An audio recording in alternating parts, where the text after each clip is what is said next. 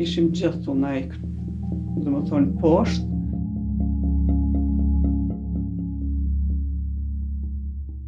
Femrat ishim të nejkë në dome që aty ku ishim qëtash, mashkujt rrishin në salon. Ta me janë hi policia, edhe i kishin pa, i kishin dorëzu mashkujt me dur përpjet. Vajza jeta ishte vetëm 14 vjeçare. Edhe ta mamë dhe i kishin lidhë dhe dur të përnë ta për mas. Albioni ta më të qysh shelë goja ta kaj dhe i qitën jashtë. Atja kërë rrugës i kishin shtri. Nisreta's son, Albion, was taken by Serbian forces nearly 2 decades ago. Snatched not from any battlefield, but from his home. His story isn't unique. NATO says thousands of men and boys, mostly ethnic Albanians, were kidnapped, never to be seen again. Edhe Albioni ka qenë një djalë shumë i urtë, i kulturun, i dashën, i hareshëm, edhe gjithmonë ja ka darë zemrat, lirin, pësqeshjen, këngën, edhe pse ajo u shojt me 30 mars. I'm in Kosovo to see how this young nation is reconciling its past. It's been 10 years since Kosovo declared independence from Serbia, and nearly 20 since a war that saw Serb leadership in Belgrade attempt to crush the rest of ethnic Albanian majority. For people like Nisreta, political freedom can't close their wounds. Forgiveness is impossible. Se vjeri edhe baba jem dy të ndjerë, dhe ishin shkallë s'du të mi besu. Se ai që të rrim me ty, edhe në ramje e shtim së patën në jastyk, edhe me ndonë qysh mi ja hek shqiptarit kokën.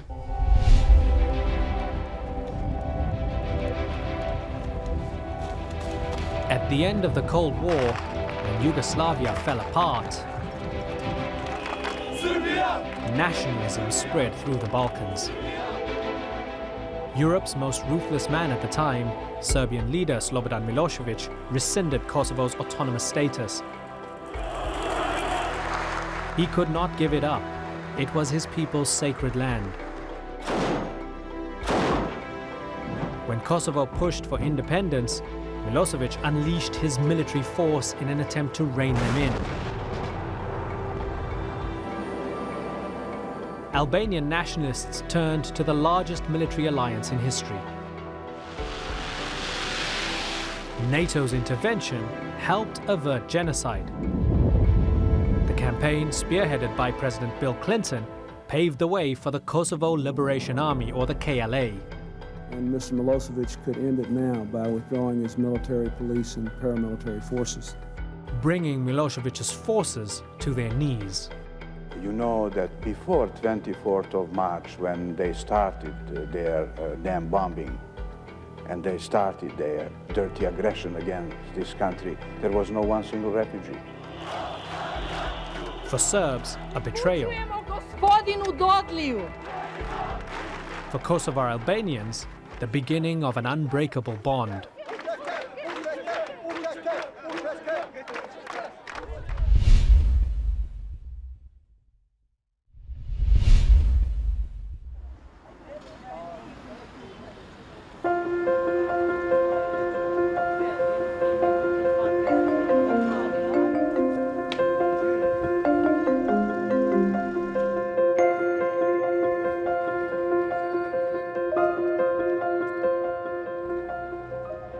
Today, many of those former KLA guerrilla fighters run this place, like Prime Minister Ramush Haradinaj and President Hashim Thaçi, once a former KLA leader.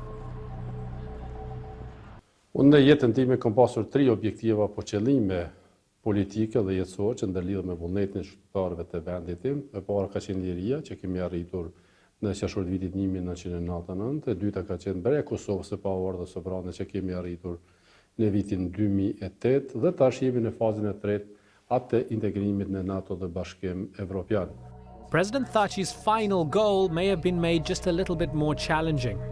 A Hague-based court, known as the Specialist Chambers, set up to try Kosovars of crimes against humanity and war crimes, threatens to indict some of the country's top leaders. It was established in 2014 with the strong backing of President Thaçi and Prime Minister Haradinaj. But last year, Kosovo's parliament tried to abolish it. There are those who say that the reason there is this pushback from the parliament is because you don't want to see a situation where yourself as Prime Minister, President Thaçi and Speaker Veseli end up in The Hague. I myself once had the chance to answer in front of international court, actually twice been tried, and I received my innocence in the end of 8 years of a court process. Because I went through and Kosovo honored its own obligations towards national and international law. I myself resigned as Prime Minister, I show up next day. Right. And this is Kosovo. But there is criticism on this new special chambers, what we call. Criticism is oriented in the fact that this judges only members of one ethnic group. And not the crimes being committed, alleged crimes being committed during the war. This is a criticism. There seem to be some troubles now because the Americans are not happy about Parliament wanting to abolish the War Crimes Court. Is your relationship with the United States tense at the moment? Në asnjë rrethon me asnjë çmim nuk do të lejojmë që të ndodhë diçka e tillë. Kosova ka qenë në favor të bashkëpunimit me drejtsinë, shembulli më i mirë për gjitha vendeve të Ballkanit me Kosovë, kështu që Kosova gjithmonë do jetë në anën e drejtësisë dhe jo në anën e kundërt. Prandaj nuk ka rrethon, nuk ka çmim që mund të cenoj raportet e përjetshme të Kosovës me Shtetet e Bashkuara të Amerikës dhe NATO. Prandaj është gjithçka është thjesht egzageruar sepse një problem i tillë nuk ekziston dhe nuk do të ekzistojë kurrë. But the ambassador has said there will be big consequences if it is passed. If Parliament passes the law to remove that court, will you sign it? Unë kam udhëhequr këtë proces të themelimit të gjykatës speciale bashkë me Bashkinë Ndërkombëtare në pozicionin e kryeministrit të vendit në vitin 2013-2015. Gjithashtu kjo gjykatë është në fuqi dhe derisa gjykata është në fuqi me atë votim të vitit 2014, unë nuk kam ndonjë nevojë që të brengosem.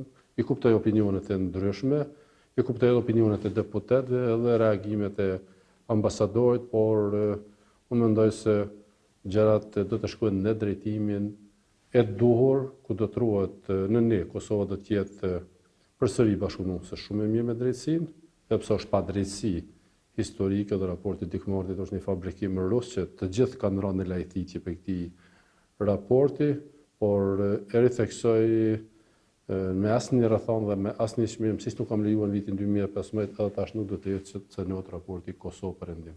A Council of Europe report in 2010, authored by a Swiss politician by the name of Dick Marty, alleged that Thaçi headed a mafia-like network responsible for smuggling drugs, weapons, and trafficking of human organs.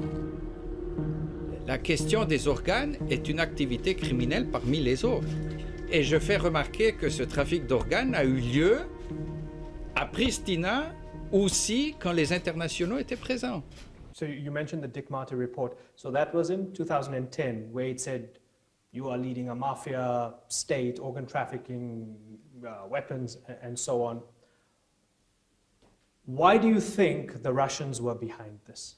Sepse janë munduar që Kosovën ta paraqisin si shtet dështuar dhe për të atakuar dhe perëndimor, veçanërisht Shtetet e Bashkuara të Amerikës, për t'i akuzuar se ja shikoni se keni ndihmuar në luftë për qytetërimin e Kosovës dhe keni bombarduar Serbinë. Prandaj ne nuk kemi asgjë për të fshehur, i besojmë sistemit të drejtësisë dhe Kosova do të jetë bashkëpunuese maksimale. Rusia gjithmonë është munduar që të bëjë pengesa politike Kosovës dhe ka dështuar, edhe në Rambuje ka dështuar edhe më vonë në procesin e bllokimit të bërjes së Kosovës së pavarur, ka pasur sukses në Këshillin e Sigurimit me na pengu që të mos antarësohemi në Organizatën e Kombëve të Bashkuar dhe pastaj pas këtyre dështimeve është përpjekur maksimalisht me segmente të caktuara që të që të prezentoj leadershipin e Kosovës si një leadership I kriminalizuar dhe Kosovës si shtet të dështuar. How old are you? I'm 21 years old. And you're studying. Tell me about your studies. I'm a law student in University of Pristina. While the Prime Minister and President project a Kosovo that's on the way up, many of the country's youth have disagreed with their feet. So, between 2015 and 2016, basically more Kosovar Albanians went to Germany applying for asylum than Syrians. How does that make you feel? We haven't another choice. Here was terrible. It was we were in war, and we need to go outside for a better life, for freedom, freedom of speech. So this is a free country now. 10 years of independence, right? It's a free country. It might not be thriving or prosperous, but why do people feel that there's no hope? Is it really that bad? It's really that bad. Who do you blame for the current lack of opportunities for young people? Of course, the politicians. Why? They don't work for education. Only for the relationship with the other countries, with Serbia, with United States. Of course, it's necessary to do that, but the youth, people here in this country need to work to have a better education. Law student Ilerida Marmulaku thinks things are bad. She also wants to leave, but unlike so many of her fellow Kosovars, only to further her education. She's coming back with a vengeance, as a prosecutor. Who are you going to prosecute? All the politicians, the power people here in So you this believe, country. so you think they're so corrupt that you want to come and clean up the system? Yeah, I really do. Are Kosovo's problems really because of corrupt leadership, or is it something else? What they want to show is that it is the criminals who have declared independence. The country's opposition leader, while critical of the government, seems to believe the government's image problem is in part because of Serbian propaganda aimed at destabilizing Kosovo. I do not think that Serbia wants to take over Kosovo. I think that Serbia wants to show that Kosovo is a grave problem and independence was an international mistake. Kurti is convinced that Serbia is trying to destabilize Kosovo. The recent murder of Oliver Ivanovic, a high-profile Serb leader known for building bridges between Serbs and Albanians, might just be the way. I think that Oliver Ivanovic was murdered by Serbia. Why? Because North is controlled by Serbia, and it is hard to believe that anything can happen there without Serbia's knowledge.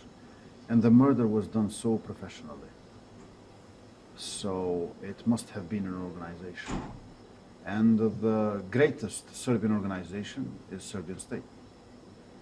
A war criminal is also a witness. You believe that strongly? Yes. Oh yes. North of Mitrovica is the place where Serbia controls more than Belgrade. If it can be proved that maybe an Albanian killed him, would you say, okay, hands up, I'm wrong? Well, of course. But I do not believe in that. But again, we should see who paid the Albanian. Ivanovic wasn't only known as a moderate Serb leader. He was once a former militiaman who was convicted for committing crimes against Albanians during the war in Kosovo, a conviction he was appealing at the time of his murder. Here in the north of Mitrovica, where there's a Serb majority, he had strong support. I was supposed to meet up with him. Instead, I'm speaking to his grieving deputy. Ovo je bio 3 godine nepravde kad je bio u zatvoru. This is when he was in prison. Kada je kandidovao se za gradonačelnik. He's been candidate here for mayor of the town. telegram i saučešće prijatelja. I to nisu sve tu, stizali su i ovdje u Beogradu. You have telegrams of condolences. Did it mean a lot to you that there was strong condemnation from Prime Minister Haradinaj, strong condemnation from President Thaci? How much did that mean to you? Nas niko nije kontaktirao. Znači ni Thaci, ni Haradinaj. Njihovo, ja mislim da su, ako ništa drugo, telegram saučešće trebali da upute. Oliver Ivanović je tog jutra, kao i svako jutro, krenuo na svoje radne obaveze i zadatke. Krenuo je u svoju stranačku kancelariju, gde je uvek sa osmehom tu dolazio i završavao svoje obaveze. Nažalost, ispred same kancelarije, sada gde stojimo, sačekali su ga i hicom u leđa sa 6 metaka upucali. The fact that he died right here and he was hit, as you say, professionally, in broad daylight, right here in front of party offices, where all of you are working inside. Are you afraid personally? Do you fear for your life now because they did it right here? Ja za svoju ličnu bezbednost se ne plašim, kao ni on, jer ću nastaviti putem kojim je on išao. Ali ja imam porodicu ovde koja živi i ako se vrlo brzo stepen bezbednosti ne poveća i ako institucije ne shvate ozbiljnost i ne povećaju taj stepen bezbednosti, normalno da se plašim i za svoju porodicu, a i za saradnike koji su tu sa nama. Pucanjem u Olivera Ivanovića izgubili su svi i svi su zabrinuti. Zabrinuti su Srbi, u Srbiji, zabrinuti su Srbi na Kosovu, zabrinuti su Albanci na Kosovu. Ovakav čovek, kao što sam rekla, više ga nema. Ovakvog sagovornika, ovakvog čoveka za dijalog, za razumevanje, teško da će da imamo.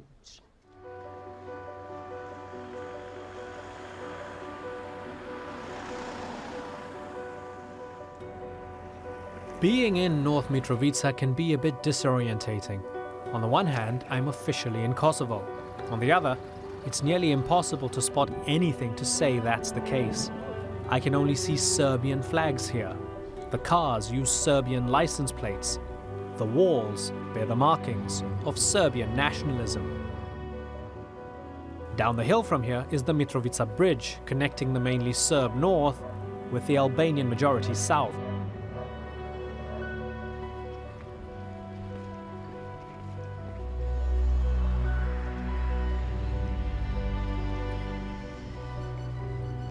Usually bridges bring people together.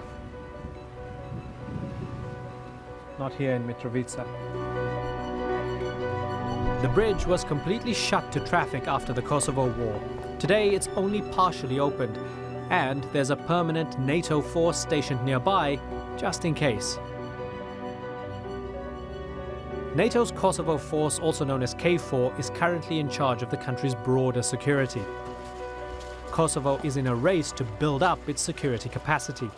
Kosovo doesn't have an official army. They have the Kosovo Security Force. It's restricted to crisis response operations abroad and civil protection at home. As I watched an early morning flag-raising ceremony, I saw young recruits and war veterans make up this almost army. The greyer, older Kosovars who had seen war as rebels, standing shoulder to shoulder with the new generation, hoping to never see war again.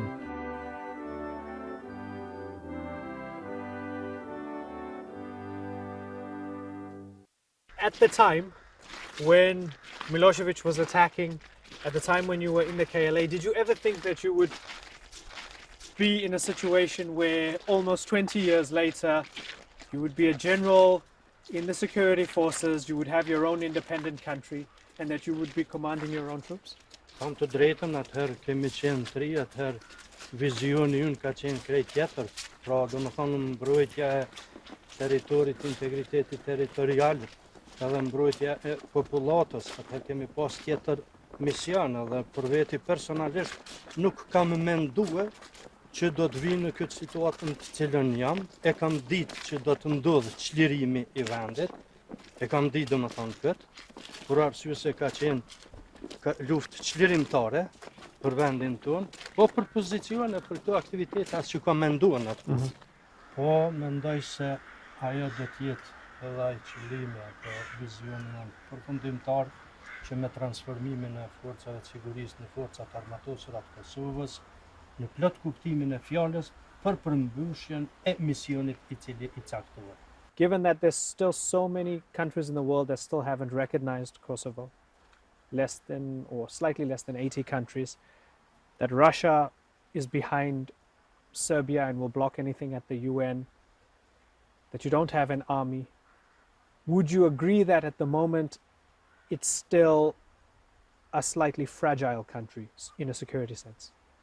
Duke pasur parasysh që Kosova akoma nuk është njoftë nga një numër I madh, ashtu që është shumë dëshiruar ta kemi të shteteve të ndryshme, por ne ashtu edhe nga disa shtete anëtare të NATO-s, normalisht që janë sfida për të ardhmen për Republikën e Kosovës.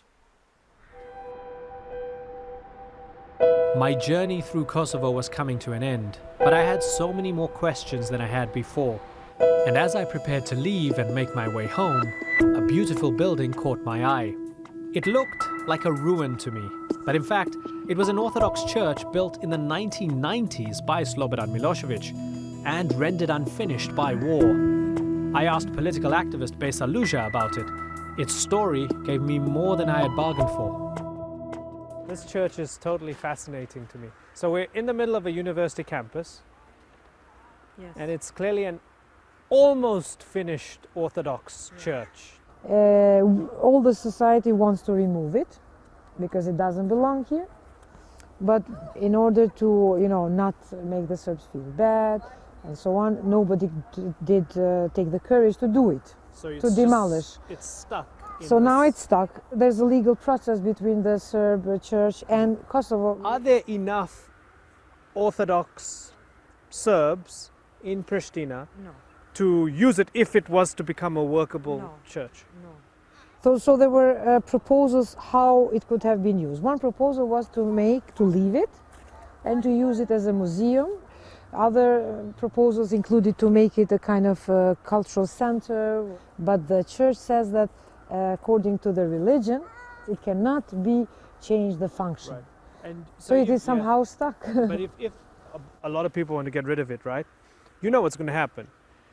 International media will film this thing being smashed. They'll say you're like the Taliban destroying the Buddhas. What's wrong with you people? Yeah. The reason is why it's here. It's a beautiful building. It looks like a ruin. I mean, this is the amazing thing. It looks like a ruin, but it's actually unfinished. It's not, it's the opposite of a ruin. Yeah. So is it a symbol of things being unresolved here? Yeah. It is also a symbol of reminding you how the politics work here. It's so complicated. It's 17 years. It's the same story. We are trying to prove that we belong. We are a country now. Serbia is trying to say no, but I have my churches. Right. I have my people on the ground. So far, they're all stuck like that church.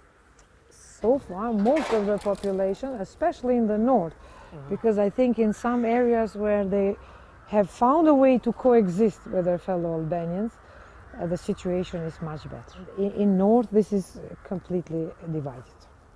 Well, let's see. Hopefully I'll come back in 10 years and see. Well, I hope you come back much earlier to Okay, see the I'll come back in a difference, year, because okay. 10 years is too much. Kosovo has come a long way since its darkest days. For now, it's a free and sovereign country, but with a twist. It has its heart set on the West, but doesn't want to be lectured on justice. It's a nation that wants to move forward, but is still wary of its past, nervous that their neighbor to the north still covets their land. Kosovo was Kosovo for many thousands of years, is Kosovo today, will be forever. We are majority of us Albanians, but Serbs are people of here, and we are all same here in this country.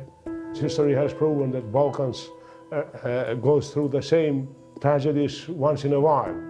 So it's important to respect the truth, not to forget, but as well it's important to have the courage to go forward, and we stand for that as Kosovo.